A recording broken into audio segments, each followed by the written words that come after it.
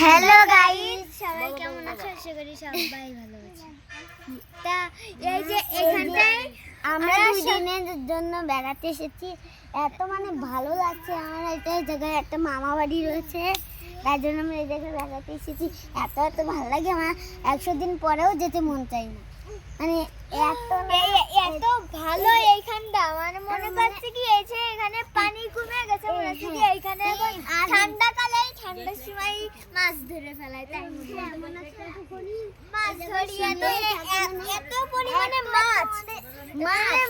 মাছ না ধরলে শান্তি হবে না।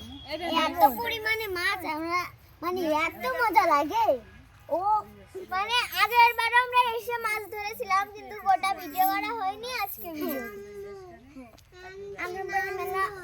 আমরা জাল দিয়ে মাছ ধরেছি। আজকে প্রায় আমরা হাত দিয়ে মাছ ধরবো। হ্যাঁ, হাত দিয়েই মাছ ধরবো।